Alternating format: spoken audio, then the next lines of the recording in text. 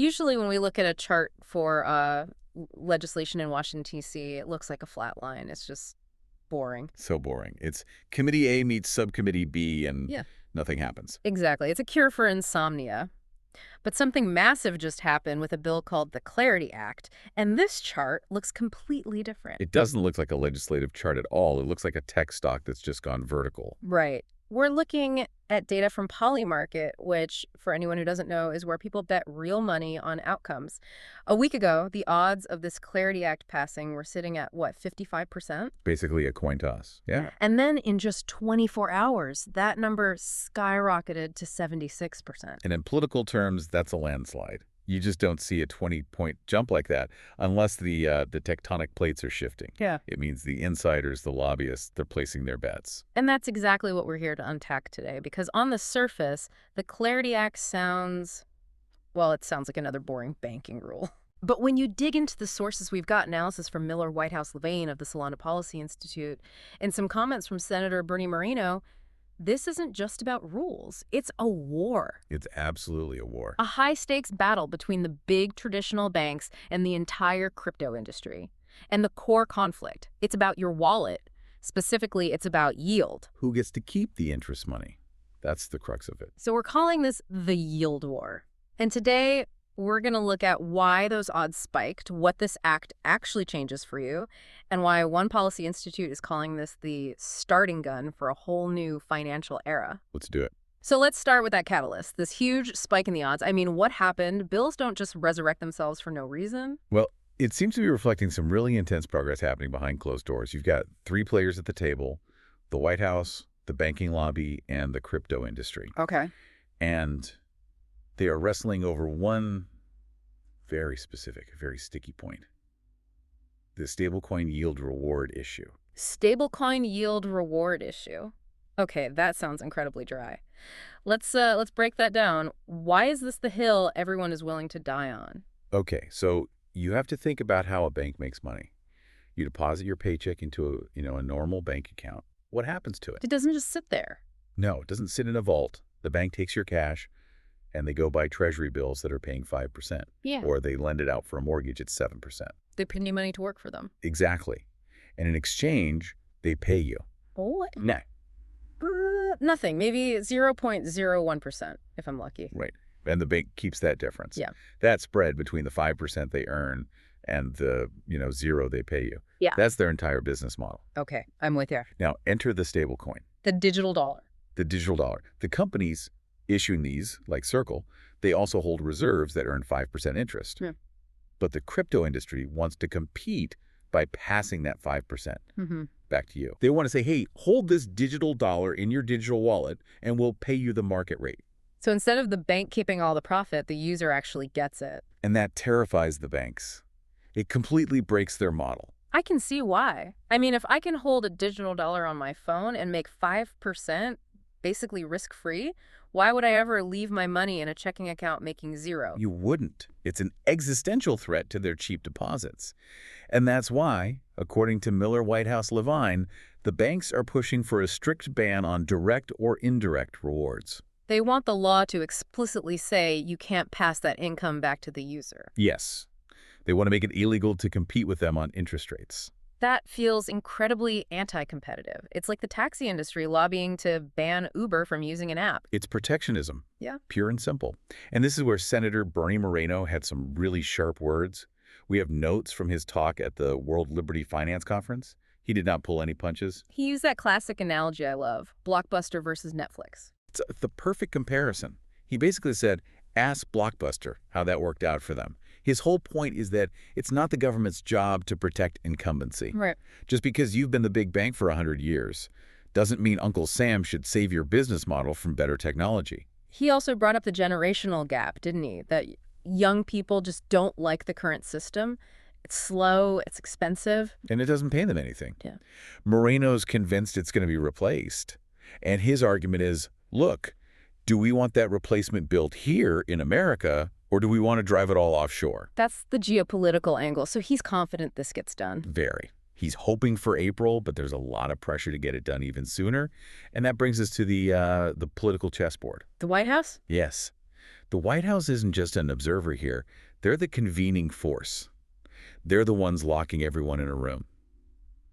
Our sources mentioned to Patrick Witt and the administration's total commitment to getting this resolved. And you can't ignore the president's role. President Trump has been using the bully pulpit on this. He's mentioned it in Davos, in the Oval Office. And there's a deadline. Effectively, the president has set a March 1st deadline for Congress to get this sorted. That kind of pressure is almost certainly why those Polymarket odds jumped. So when the White House says move, people tend to move. They do. But are the banks actually, cooperating? Because Miller White House Levine said something really interesting. He said they've actually moved backwards in the talks. That was a fascinating detail. You'd think with all this pressure, the banks would be offering some kind of concession. But Miller noted a recent document from them suggested a total prohibition on rewards. They actually hardened their position. Why would they do that if they're losing? It just reeks of desperation, I think. It shows they're not being open-minded. They're trying to hold the line completely because they know, once that dam breaks, they can't put the water back. So they're trying to make the legislation so restrictive that crypto just can't compete. So if the banks are digging in and the White House is demanding a deal, how does this end? Miller's prediction is an unhappy compromise. Which is usually how you know a good policy was made in D.C., right? Yeah. When nobody's popping the champagne, the White House will likely force a decision where neither side is totally happy.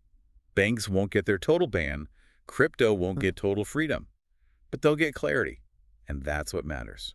And that brings us to the starting gun. I love that phrase.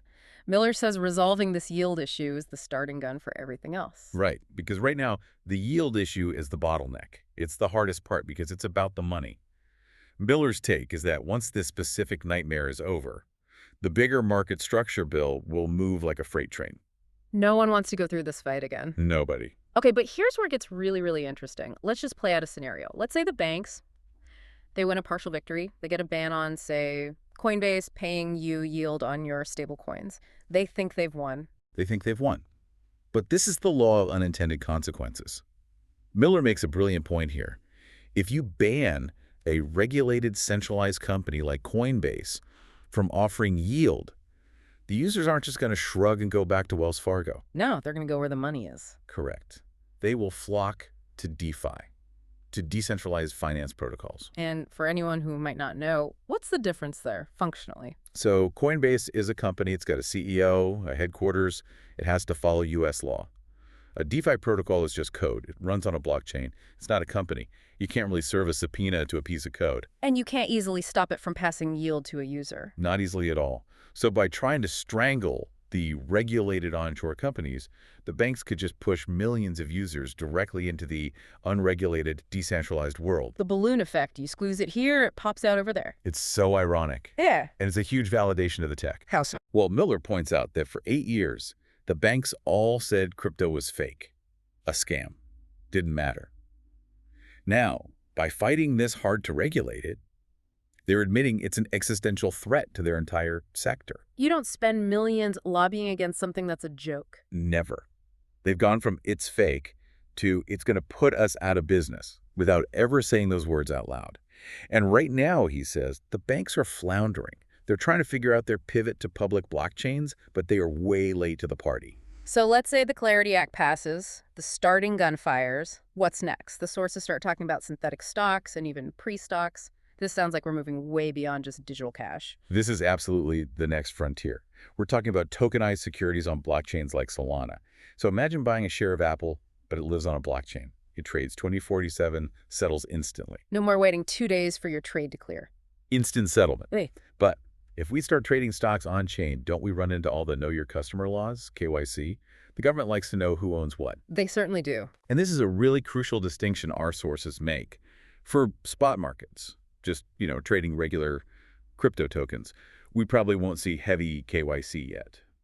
But for securities, for tokenized stocks, strict KYC is, it's inevitable. So no anonymous stock trading. Highly unlikely. The SEC is trying to thread a needle. They want to keep the permissionless nature of the blockchain, but they still have to enforce disclosure. Like if you own 5% of a public company, you have to report it. That rule doesn't go away. Miller had a pretty spicy take on this, though, on the Bank Secrecy Act. He did. He called it unconstitutional and a dying regime. Now, he admits that's a long-term fight, but it shows you where the philosophical battle is. The industry sees financial privacy as a right. The government sees it as a risk. Okay, let's talk about pre-stocks. This came up with Robinhood Ventures. What is a pre-stock, and why does the government suddenly care? This is all about inequality.